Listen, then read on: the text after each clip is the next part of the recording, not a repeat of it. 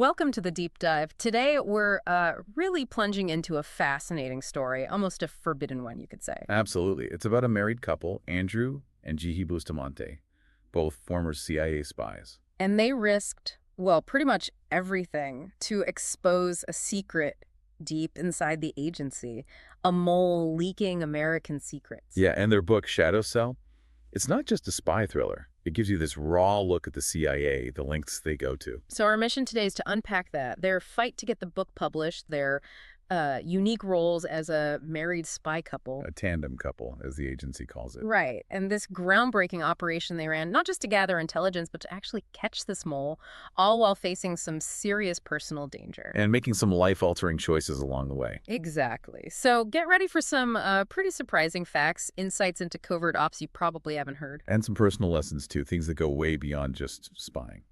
Okay, so let's start with just getting this story out there. The publishing battle itself sounds like a story. Oh, it really is. Andrew's book, which detailed his operational work, it was actually approved by the CIA back in 2019. Standard procedure, the pre-publication review. Okay, so far so good. But then, in 2021, things changed. Geopolitics shifted, apparently, and the CIA suddenly reclassified it, deemed it too sensitive to publish. Wow, after it was already approved. Exactly. So Andrew and Jihi, they basically had to threaten a First Amendment lawsuit to get it released. That's a big deal, threatening your former employer, especially when it's the CIA. It really shows how badly the agency wanted this kept quiet. This wasn't just red tape. So what was so sensitive? Why fight so hard to stop it? Well, the book really hits on two key things the CIA usually keeps under wraps. Yeah. First, it shatters that James Bond myth. The lone wolf operative. Yeah. It shows espionage as a team sport.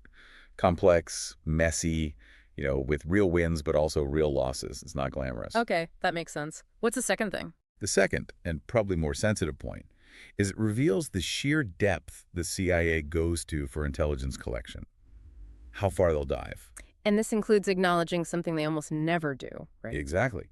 Acknowledging an internal penetration, a mole. They admitted, through allowing the book, that they had one. And it touches on that whole morally ambivalent side of things, too. It does. The book makes it clear the goal is simple. Keep Americans safe. Whatever the price, sometimes. It's a pretty stark look at the realities. It's fascinating they'd allow any of that out, even after a fight. Maybe they saw some value in showing that dedication, even the tough parts. That's the calculation, isn't it? How much transparency is too much? They want credit for the risks, but revealing specific vulnerabilities, methods, that's where they draw the line. It's a constant balancing act. Let's meet the couple then. Andrew Bustamante. His path wasn't exactly typical, was it? Not at all. Rural Pennsylvania kid, goes to the Air Force Academy, becomes a nuclear missile officer. Nuclear missile officer. Yeah. Wow. Yeah, dealing with strategic weapons. Highly specialized. And then the CIA recruits him. What does that tell you about who they look for? It shows they want diverse skills. Yeah. Critical thinkers. Someone with his background understands adversarial capabilities in a unique way. It's not just one type of person they recruit. And Jihi, her entry was, as she put it, bizarre. Totally different path. Her background was social work, helping torture survivors, refugees, asylum seekers. Very sensitive, very human-focused work. How does someone go from that to the CIA? Well, she applied online. Went to an info session in some nondescript hotel. It sounds almost random, but her skills were incredibly relevant. How so? Social work to intelligence. Think about it. Understanding human psychology, building trust with vulnerable people, empathy. These are fundamental skills for a target for anyone dealing with human intelligence. Okay, so let's talk about those roles. Jihi was a targeter. What does that actually involve? Her job was essentially intelligence analysis, but hyper-focused. Piecing together this puzzle, as she described it, identifying specific individuals in foreign countries. For what purpose? Sometimes recruitment as spies, sometimes finding people involved in terrorism for capture or kill operations. Especially crucial during the peak of the War on Terror. It's incredibly analytical work, high stakes. And Andrew was the operations officer, the guy on the ground. Right. He was the one who had to act on Jihi's analysis, meet the target, befriend them, win their trust, and ultimately get their secrets. So Jihi finds the who, Andrew handles the how. Exactly. A real 1-2 punch, as they called it. Yeah. Their skills complemented each other perfectly. And the CIA actually encouraged them being married. That seems counterintuitive for such a secretive job. You'd think so, but it's apparently almost impossible to maintain a normal relationship outside the agency. The secrecy is just too intense. Right. The lies, the cover stories. So having a partner who understands, who's also it's a huge advantage, operationally and personally. The agency gets that. That trust must have been vital when things got really serious. Which brings us to Falcon House. Yeah, this is where the story takes a dark turn. They're relatively junior officers at this point. They get called into this senior meeting. Falcon House being a specific group. A specialized unit focused on one particular adversary country, codenamed Falcon, a hostile nation. And what was the news? The worst possible news. They were told there was a penetration, a mole. Someone inside the CIA was feeding secrets to Falcon. Wow. I mean, we hear about moles like Aldrich Ames, Robert Hansen. The damage they cause is immense. Catastrophic. It compromises everything. Sources, operations, methods. Trust evaporates. It's an intelligence agency's nightmare. And the kicker is, the CIA didn't even find the mole themselves, did they? No. That's the really alarming part. A foreign ally, probably one of the Five Eyes partners, UK, Canada, Australia, warned them, likely even named the person. But the CIA couldn't just act on that tip. Nope. They needed their own proof, their own body of evidence. So they knew they had a traitor, possibly knew who it was, but their hands were tied. A total mess. So what was the mission for Andrew and Jihi then? Twofold. First, the primary job. Build new intelligence sources inside Falcon. Remember, this is a hostile country, very difficult operating environment. Okay, standard espionage, albeit high risk. But the secondary objective was the real game changer. Use these new operations to bait the mole. How? By creating operations the mole wouldn't have access to through the normal channels. Force them to stretch, to ask questions, to make a mistake, trying to find out what was going on, is pure counterintelligence. A high wire act, as you said. And they were told not to use standard methods. Explicitly. No standard spy MO. Yeah. They had to invent something new, a new kind of mousetrap. So how do you invent a new way to spy? They looked at who the U.S. struggled against, terrorist groups, and why. Because they're decentralized, hard to pin down. Exactly. They use basic foundational tools. Sticks and bricks, the Bustamantes call it. Small, independent cells. Like Al-Qaeda. Precisely. So Andrew and Jihi decided to mirror that.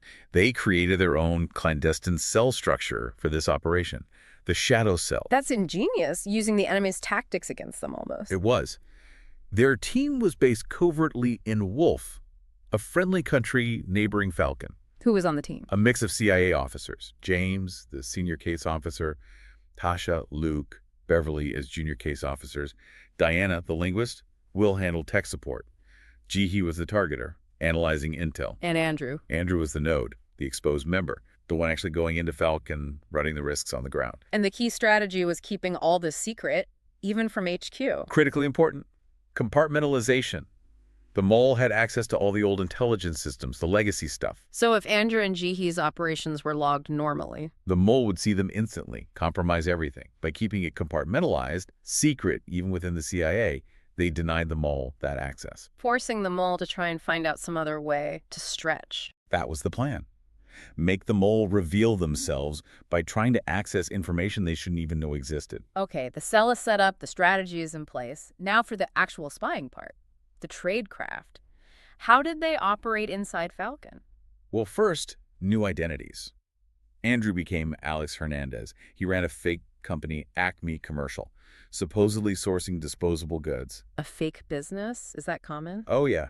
Intelligence services run lots of businesses, some fake, some real. It provides cover, legitimacy. And sometimes funding. You mentioned the black budget. Exactly. Yeah. Profits from these legitimate or seemingly legitimate front companies can fund off-the-books operations, things that need to stay hidden from official budgets. And getting into Falcon itself, they couldn't just fly direct from Wolf. Too risky. Yeah. Too easy to track. They used a technique called dry cleaning. Dry cleaning. Yeah. Instead of Wolf to Falcon, they go Wolf to a neutral country first, Yeah. somewhere unrelated. In that neutral country, they do a passport swap, change identities, become someone else entirely, then travel from the neutral country into Falcon. Ah, so it breaks the chain. Falcon surveillance sees someone arriving from, say, Switzerland, not from Wolf, the known friendly base. Precisely. It creates a false trail, a confusing pattern of life for anyone watching, obscures their true origin and purpose. The book also touches on some really uncomfortable aspects of logistical support, things needed for operations. Yeah, it gets into morally gray territory. Mm. Encrypted phones, satellite SIM cards, cash, obviously, but also specialized gifts. And the book implies that sometimes in very specific, extreme contexts, even deeply unethical things might be used as currency between agencies or sources. It hints at that harsh reality that sometimes, to get critical intelligence that saves American lives, operatives might have to engage with or facilitate access to things that are morally repugnant. The book is quite stark about the whatever the price mentality. It's a disturbing thought. So Andrews and Falcon, using his cover, what's he actually doing there? One key task was retrieving dead drops. Like in the movies, hidden messages. Pretty much. Information left in secret locations by other spies or assets already inside Falcon. Could be documents, thumb drives, anything. Alex picks it up. Sneaks it back across the border to Jihi and Wolf. And Jihi, the targeter, takes over. Right. She analyzes that raw data, looks for leads, vulnerabilities, potential new targets. Then she tasks the other case officers, Pasha, Luke, Beverly, to go try and recruit those new targets. It's a continuous cycle. Okay, the cell is working, gathering intel, presumably baiting the mole. But then things went wrong. They did. Andrew's presence in Falcon, his cover identity, Alex Hernandez, it became known to the Falcon government. How? The team's assessment, backed up by CIA counterintelligence back home, was grim. The mole leaked his identity. The trap had been sprung, but on them. So Andrew's compromise, how did he realize he was being watched? He had to run what's called an SDR, a surveillance detection route. Explain that. It's a pre-planned route through the city. Twists, turns, specific observation points. You're looking for repetition. Seeing the same person or car multiple times. Exactly. Multiple sightings over time and distance confirm you're being followed. He used little short codes in his head, like bomber jacket, to log who he saw and where. It's incredibly methodical. And this led to the arcade incident. What happened there? He was trying to basically bore his surveillance team, make them complacent. He went into a crowded arcade, just wandering around. Trying to lull them. Yeah, but he actually got lost inside, made a wrong turn.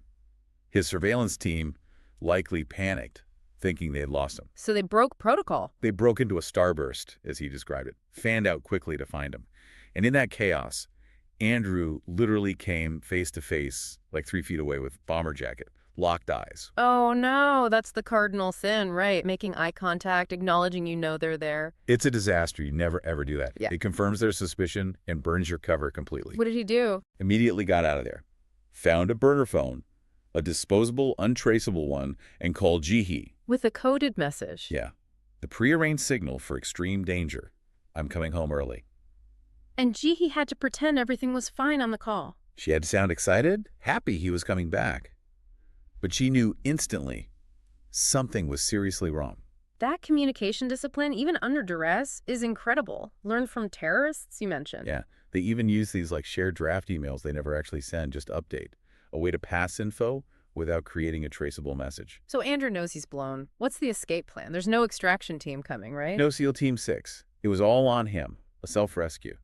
His plan was simple, audacious, really. Yep. Just walk across the border like a normal person, blend in, But he got stopped at the airport. pulled into secondary screening, Huh. interrogated by Falcon officers. He described them as poorly trained, which might have actually helped him. How did his training kick in? 2 main things, mirroring and counter-elicitation, matching their body language, their tone, appearing relaxed, non-threatening, innocent, blending in psychologically. And counter-elicitation. Basically saying as little as possible, using silence, answering questions minimally, not giving them anything to work with. He had to assume they'd already copied everything on his devices anyway. He got through it. He did, but the damage was done. Alex Hernandez was burned. He couldn't go back to Falcon. His compromise served as a tripwire, a warning signal for the rest of the cell. What a harrowing experience. And it was right around this time, after all that Jihi became pregnant. Yes, the personal toll, the stress, it's immense. And then this major life event happens. Their priorities shifted. Understandably, they asked the CIA for light duty, A less intense assignment, maybe stateside, to focus on starting their family. How did the agency respond? They said no, the shadow cell was too successful. They wanted Andrew and Jihi back in Washington, training new officers on this innovative cell model they'd created. Wow. So choose the mission or choose the family. That was essentially the choice. And for them, that was the breaking point. They chose family. They decided to leave the CIA. A huge decision after everything they'd been through. But their work had a lasting impact, right? Yeah. The shadow cell wasn't just a one-off. Not at all. It was highly successful in generating new intelligence. And more than that, it became a blueprint. A blueprint for what? For a major reorganization of the CIA in 2014 under Director John Brennan. He restructured parts of the agency based on their functional cell model. Their innovation had a huge impact. And what about the mole? Did their operation actually help catch the person? It did. Indirectly, perhaps, by disrupting things and forcing the mole's hand eventually. Years after Andrew and Jihi left, the mole was caught. Wow. An FBI sting operation. The person apparently tried to rejoin a federal agency, was lured onto U.S. soil for an interview, and arrested. So they were caught red-handed. Seems so. The reporting suggests the mole was witting, knew exactly what they were doing, and had been paid hundreds of thousands of dollars. Plus, that allied nation likely had hard evidence. And there's speculation about who it was. Jerry Chung Sing Lee. That's the name the research team for the podcast where Andrew discussed this suspected. Lee was arrested in 2018 for spying for China. Andrew, understandably, didn't confirm or deny it. Right. So, reflecting on all this, what are some of the bigger takeaways for us, just living our normal lives? One thing that stands out is this idea about privacy. Yeah, that's a chilling one. Jihi is very blunt. Privacy is not real. What does she mean by that? She explains that intelligence agencies and even law enforcement have ways to access almost anything. Phones, computers, private cloud accounts like Google or Apple. Even for regular citizens? For U.S. citizens, they need a FISA warrant, which requires showing a link to foreign intelligence or something bad. But the capability is there. Andrew apparently doesn't even bother with secure devices. He just assumes compromise is inevitable. That constant threat must take a psychological toll. Does the CIA help officers cope with that? With the stress, the head trash, as they call it? They do provide some training.